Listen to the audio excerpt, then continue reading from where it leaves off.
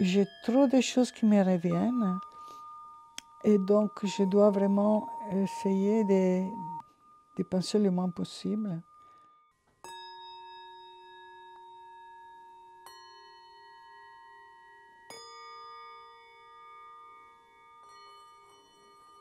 Dernièrement, j'ai perdu mon copain, donc compagnon.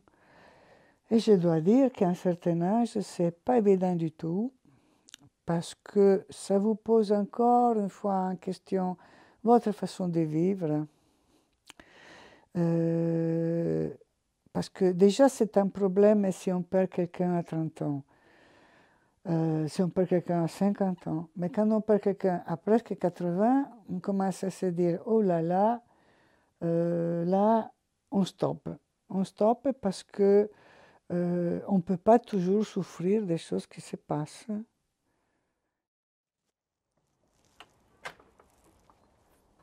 Est-ce que tu les entends là?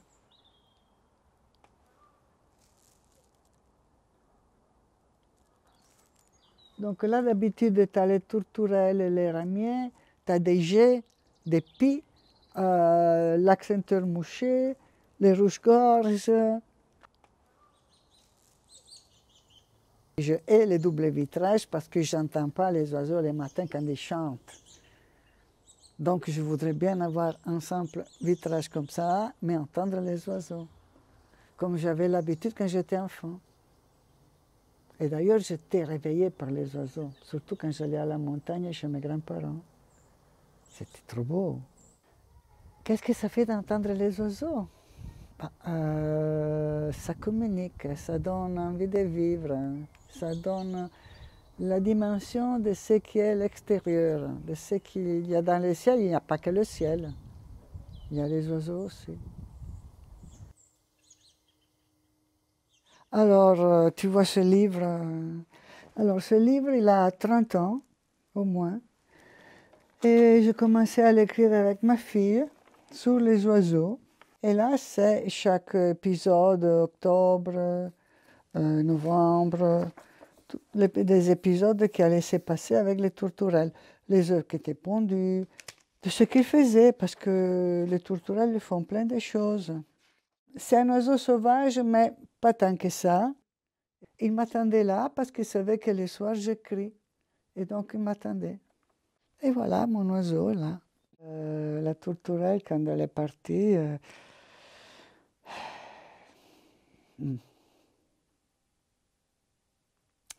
c'est difficile parce que nous ne sommes pas maîtres du temps et le temps passe vite. On ne se rend pas compte. Tu es là depuis trop de temps pour pouvoir m'en passer. Ça manque beaucoup. Je me suis renseignée. J'ai demandé à trouver maintenant on appelle naturaliser les animaux. Mais je n'ai pas trouvé, je n'ai plus trouvé quelqu'un qui puisse naturaliser des oiseaux, petits oiseaux. Donc, dans l'attente d'en trouver un, j'ai mis mon oiseau dans le congélateur. Donc, tu viens voir, hein, comme ça je te montre comment j'ai fait. Alors, j'ai un tout petit congèle. Donc, tu vois, tout ce qui est alimentation, c'est en haut, et moi en bas. Je mets ma petite bête dans l'espoir de trouver un autre. Parce que j'ai besoin de le voir. D'ailleurs, je l'ai mis sur l'écran de l'ordinateur, je vais te montrer. Alors voilà, là c'est son sachet. Ça c'est ma petite bête.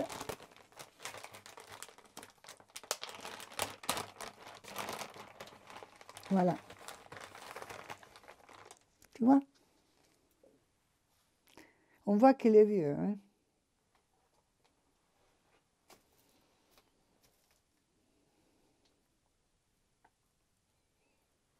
Et là, j'ai gardé des plumes spécialement pour les taxidermistes parce que lui, il est un peu mal en point. Mais alors après, on peut rajouter des plumes aux oiseaux. Il y a des oiseaux qui chantent mais qui se mêlent à des bruits un peu moins naturels.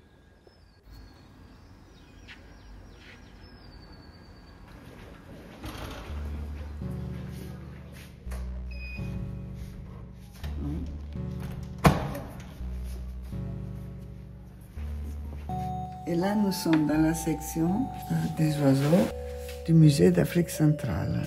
Nous avons des collections qui doivent encore être nettoyées au pinceau. Et moi, je prends d'autres oiseaux et je prends des photos.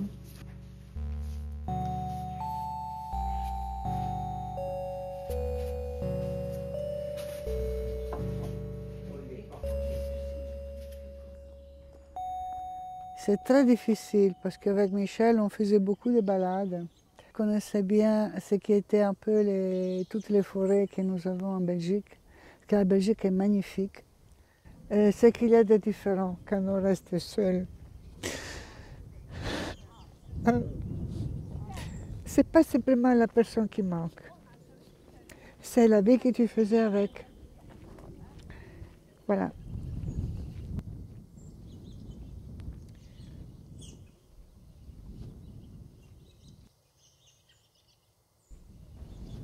On voit les ouettes avec les petits qui arrivent. Hein, ils sont tous un derrière l'autre, c'est trop beau ça. Donc on ne peut pas refuser de voir de belles choses, même si on est triste.